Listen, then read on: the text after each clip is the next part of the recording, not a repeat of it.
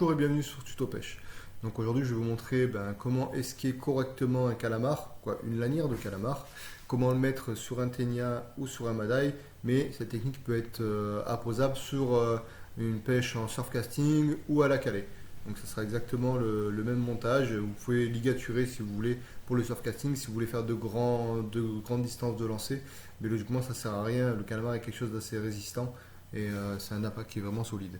Alors, ce qui va être important, regardez bien la vidéo, ça va être de taper le calamar pour ramollir l'appât et afin qu'il dégage beaucoup plus d'effluves. On a en moyenne 5, 6, peut-être des fois 10 fois plus de touches avec un calamar travaillé qu'un calamar mis comme ça, une lanière de calamar mis comme ça qui va dégager peu d'effluves et qui va moins bien taper.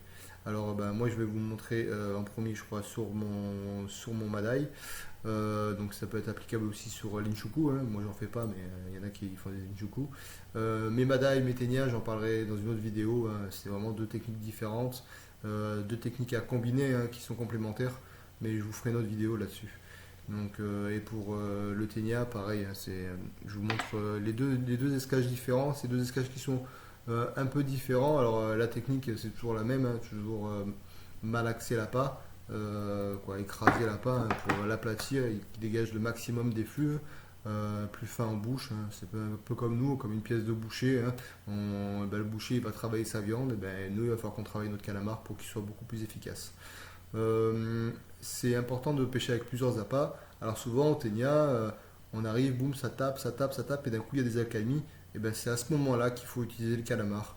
C'est à ce moment-là où vous devez changer votre appât pour pouvoir faire d'autres poissons, ou alors les mêmes poissons qui sont habitués simplement à votre leurre appât ou porte appât et qui sont habitués à votre appât et ont compris que c'était un leurre, hein, qui avait des hameçons. Donc c'est à ce moment-là qu'il faut changer un petit peu et réveiller le sens des autres poissons. Alors je vais vous montrer à la fin de la vidéo une petite pêche, hein, une petite pêche d'1h30 qu'on a fait avec mon père. Il y a deux pêches dessus, il y a des pélamides, ça comptait pas, les pélamides c'est fait au leurre. Une pêche écourtée par une blessure.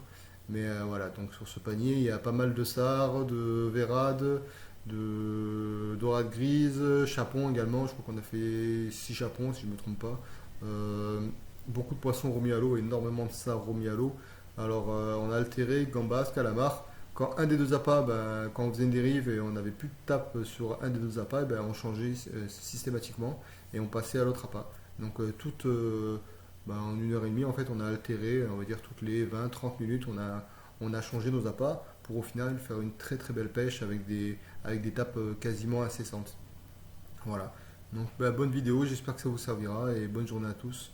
Un petit remerciement également à tous ceux qui m'ont qui m'ont mis des commentaires pour ma blessure, hein. Ça fait 3 mois que je fais pas grand chose, je peux pas beaucoup pêcher, je suis blessé au cervical, ça devrait aller un peu mieux dans les prochains jours.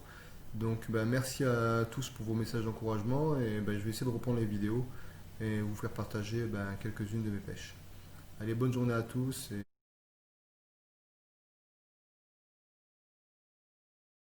On lève la tête. On va fixer haut.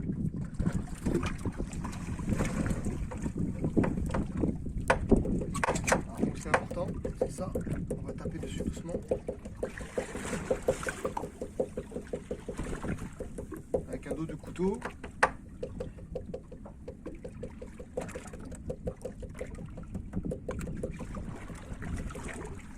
C'est pour remettre sur le madaille.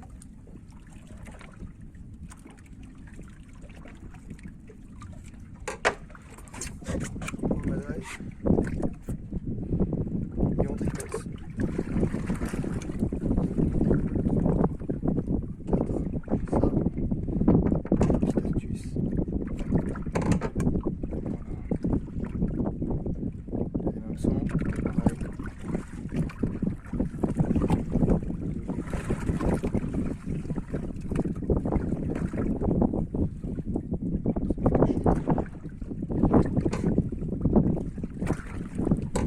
Voilà, deux belles esquiers. Et ça va faire plein de vibrations en plus des foufous.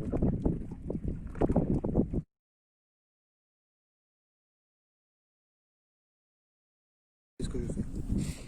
Alors voilà, j'ai découpé préalablement une lanière de calamar. Alors la petite astuce, on va prendre le dos d'un couteau ou le côté plat d'un ciseau et on va taper dessus pour l'attendrir.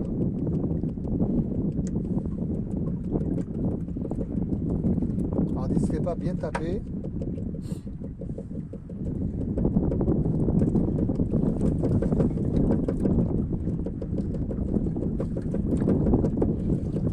Si c'est le calamar que vous pêchez vous, tapez un peu plus longtemps. Si vous achetez des PXO, c'est pas la peine de taper trop longtemps, comme c'est des appâts qui sont surgelés.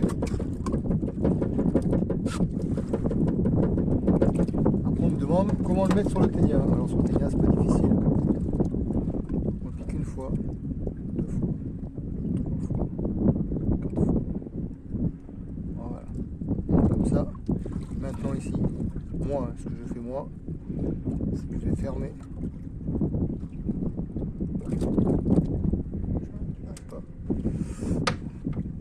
On va piquer d'une part et d'autre pour fermer. On va tricoter une fois, deux fois, une troisième fois. Sortir. Je vais mettre le hameçon principal du ténia. Il est fermé. Donc ce que je fais, je les coupe ici. Voilà. Je vous les boucher.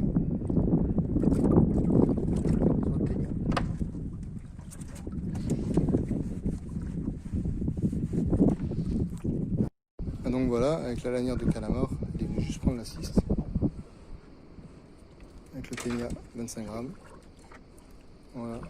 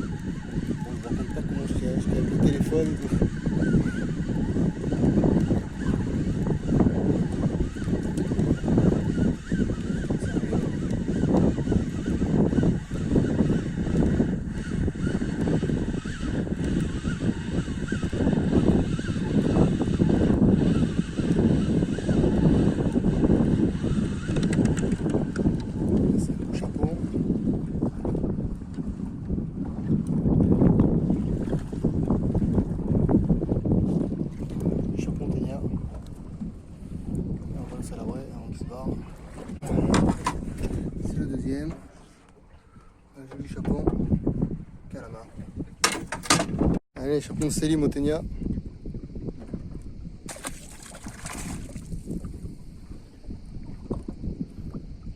Il reste là, il me fait un coucou.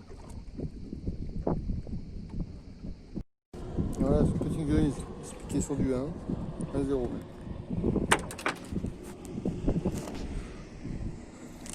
Ah oui, on va demander son reste.